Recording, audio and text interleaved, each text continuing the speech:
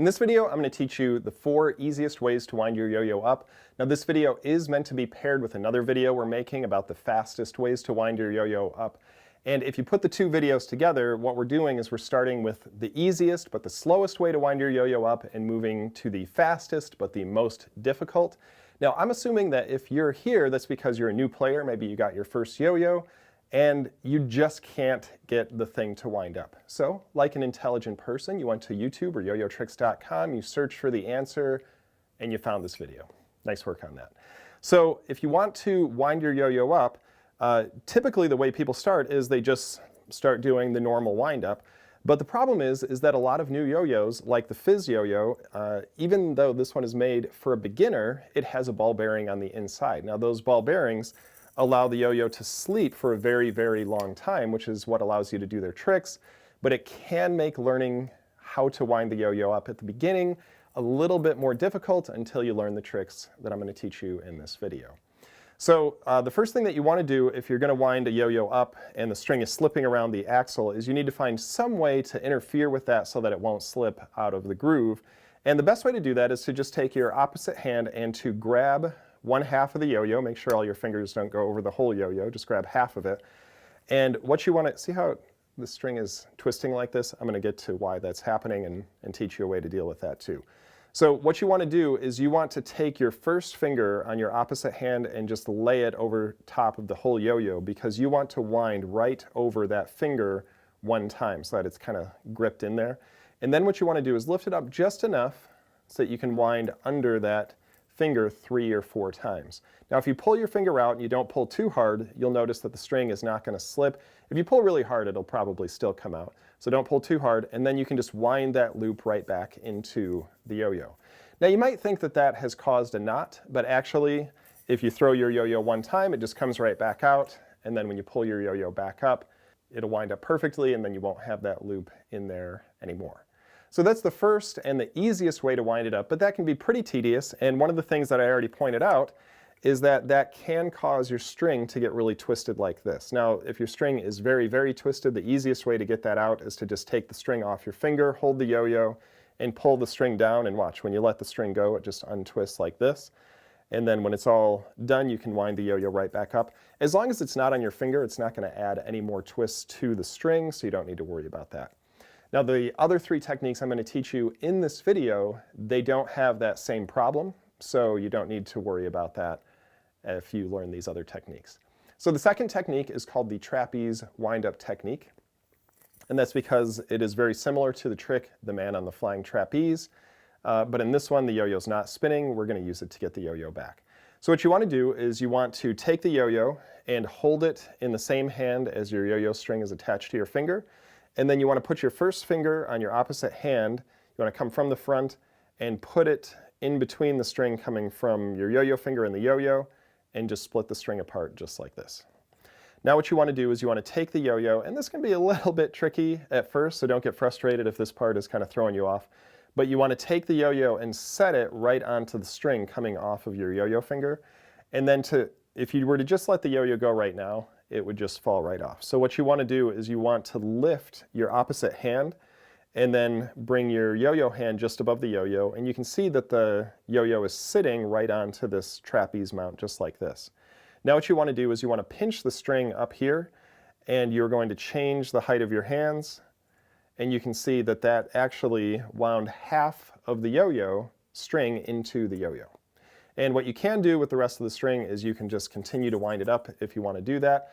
Now another thing you can do when you get better at this is if you kind of slowly build momentum as you're bringing the yo-yo up. So you start slow but just get faster and faster and faster. You can actually toss the yo-yo and the string up in the air, and the yo-yo will be spinning, and so there's a chance that you will be able to get the yo-yo to wind all the way up and right into your hand. You see, I didn't quite get it that time. But with a little bit of technique, some practice, you can get the yo-yo to wind all the way up, and then you don't need to wrap the string around the yo-yo, which will cause a couple of twists in the string, not as many as the first technique. Now the third technique, this is where things start to get even faster. This one, you could call it the, we call it the walk the dog wind up, but if you don't want to get it mixed up with walk the dog, you could call it the drag the dog technique. Not everybody will love that name, so you'll have to make a personal decision in your life what you want to call it. But it's actually pretty straightforward. So what you're going to do is you're going to take the yo-yo, and what you want to do is you want to set it right next to your foot, just like this, and you want it to be lined up the same direction that you want to walk. You need a little bit of space in front of you, just like this, and you are just going to pull the yo-yo straight, and then you're going to come down, and you want to grab the yo-yo as the string winds up. Now, the first time you try this, the string probably isn't going to wind up, and that's because there is a little bit of technique to get this to work.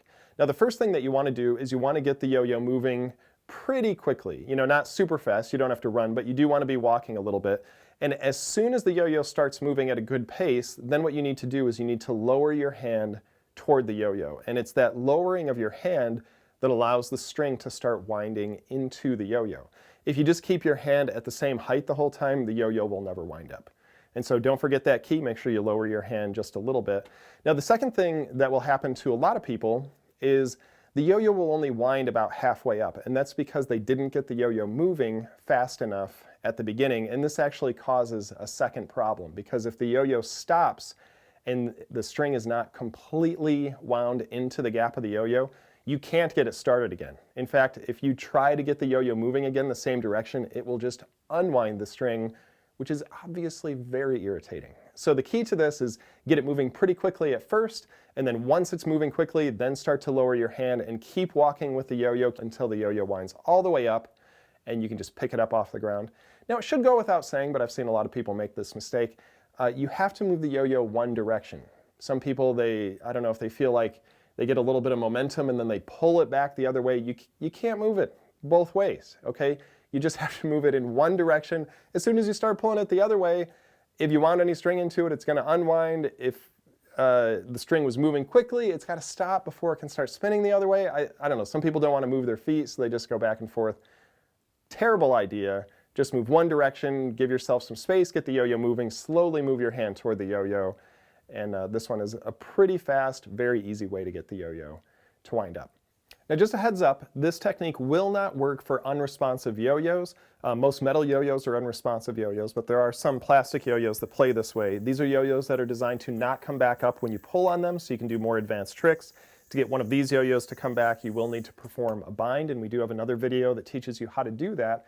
But this technique, as well as the next technique in this video, will not work on unresponsive yo-yos. So at this point, we recommend that you just skip ahead, go to the second video about fast ways to wind your yo-yo up, and that will teach you all the other ways to quickly wind your unresponsive yo-yo. Now, the last technique is called the foot stomp technique.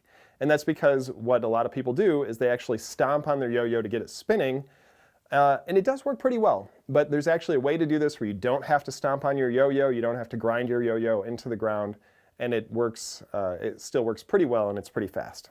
So what you want to do is set your yo-yo on the ground, similar to how we did in the previous technique, except instead of laying it right next to your shoe, what you want is for the yo-yo to be right in front of you, and you want to put your shoe right over the yo-yo, and just barely touching the yo-yo or just above it.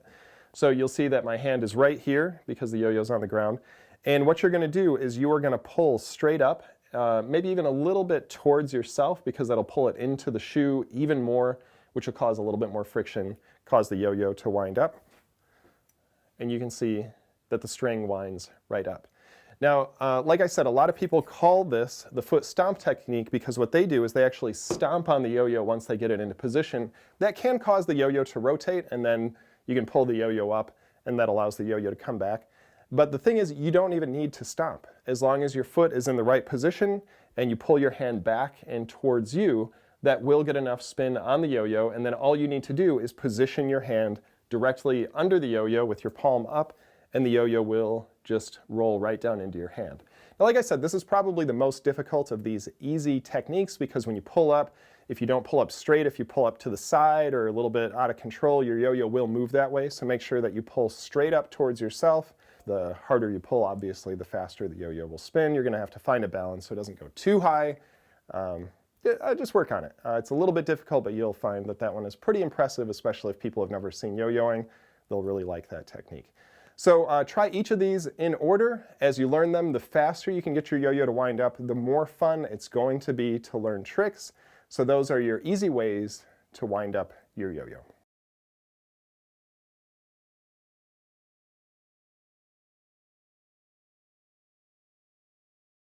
Well, yeah, I guess if you really wanted to, I suppose you could, get it spinning and then just perform a bind, and that's not too bad.